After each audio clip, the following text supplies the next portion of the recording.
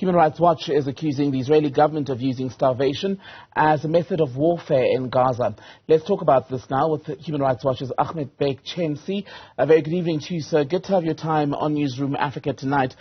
Speak to us about how you have come to the conclusion that the Israelis are using in Gaza starvation as a weapon of war. Well, it's pretty easy because it started from their own statements. I mean, usually when there is a war crime, the most difficult part is to prove the intention of the perpetrators, of those who commit the war crime.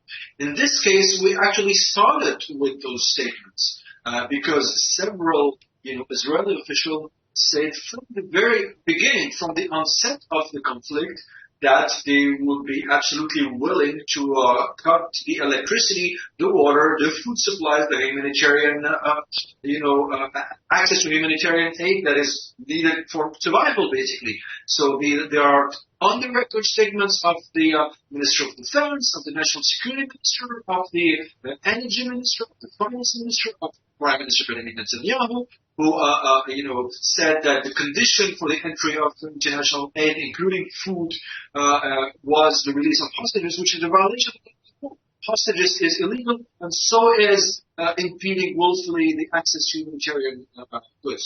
So, I mean, the intention was the first thing. And then policies on the ground, the conduct of war, showed us that those very intentions were acted upon by the army. We were able to document the fact that it was acted upon. So all the elements that make a war crime are there for everyone to see.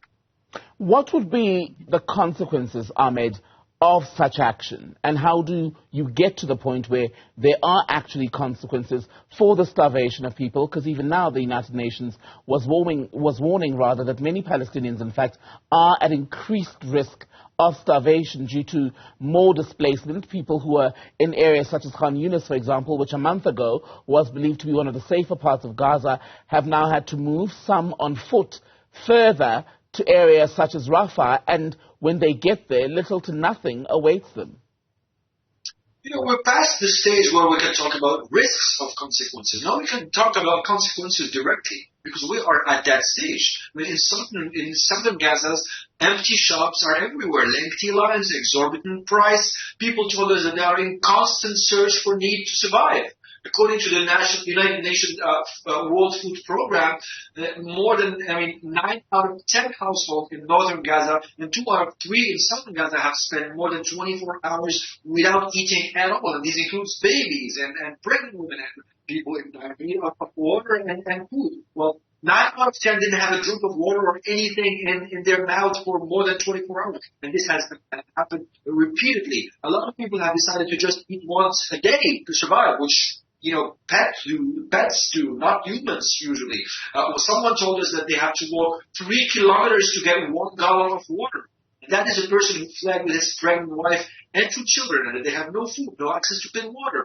People drink non-potable salty water from the ocean, which is obviously unsanitary. Bathing have become a luxury because of the lack of the means to heat water. People have to scavenge for food. Some even told us that they are burning old clothes for cooking. So we are past the stage where we can talk about a risk for a catastrophic situation. We are deep into a catastrophic situation. And this is not just us, Human Rights Watch, saying it, but various international organizations, including UN-affiliated organizations, who repeatedly condemn unlawful attacks against civilian infrastructures. Now we are over 85% of Gaza's population who have been internally displaced, and UN officials have called the situation hellish, quoting them, and they say that it could become even more hellish, also apocalyptic. Words like this have been used by international organizations. So, I mean, we're far more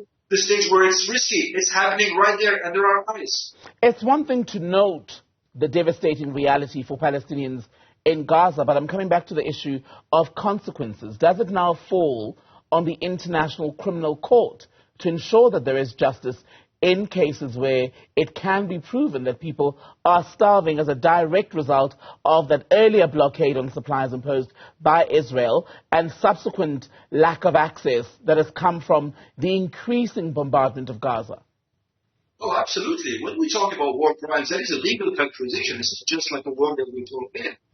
We are an human rights organization, and we are very careful about legal characterizations of situations. And when we call it a war crime, it means a penal, characterization of an offense that can be raised and should be raised with the International Criminal Court. We called on the International Criminal Court to include the events since October 7th and its ongoing investigation on what is happening in Palestine and Israel, because as you know, the International Criminal Court has jurisdiction over Israel and Palestine, and we called them to include those very blatant war crimes that have been committed, starting by the own admission to Israeli officials since the beginning. And now the International Criminal Court is starting to move. The General Prosecutor, Mr. Karim Khan, said that he will be examining those events as part of the ongoing investigation. So yes, we are hoping that this event lead eventually to prosecutions where people will be held accountable, because again, war crimes of immense magnitude are being committed under the eyes of the international community. And Ahmed, what are Palestinians whom you've been able to speak to? I know there isn't wide access to many of the people, especially those who've been displaced and affected by this fighting, because people, even in refugee camps such as Jabalia, have come under attack as recently as yesterday. But for those who are still trapped in Gaza, what are they telling you about the daily reality? And what is the feeling, especially as a ceasefire or a pause in the fighting seems unlikely at the moment? Well, that's what I told you earlier. I mean, people are in very, very, very dire situations where families are not eating enough.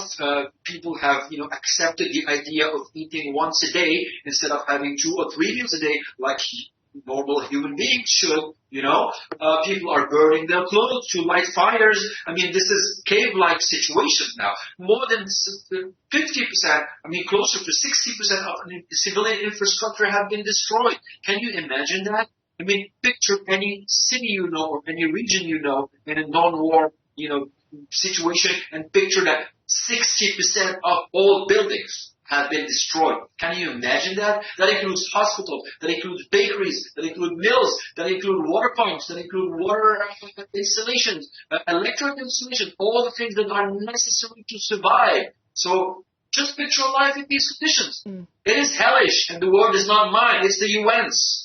And what about, lastly, Ahmed, the increasing sense in many parts of the world that the likes of the Americans are complicit because they have endorsed the war on Gaza, which Israel says is a war to wipe out Hamas, but ultimately has caused suffering for over 1 million Palestinian civilians in Gaza. Over 2 million, in fact, is the population of civilians in Gaza. What about the sense that Western countries such as the Americans and others in Europe have been complicit? Well, there is certainly a case to be made for complicity, that the International Criminal Court will have to examine that more closely. I don't want to make legal determinations hastily. However, when President Biden says that Israel is committing indiscriminate bombing, that is the textbook definition of a war crime, because that's what indiscriminate bombing is. It's a massive violation of the laws of war. And then, what do the U.S.? They provide Israel with ammunition, with weapons. This is why we are calling the United States, Britain, France, all the countries that supply weapons and munitions to Israel to stop doing that as long as war crimes are committed. Or, responsibility of complicity might very well be drawn by international organizations such as the International Criminal Court. Ahmed Benchemsi, good to speak to you from Human Rights Watch. Thank you for your time tonight.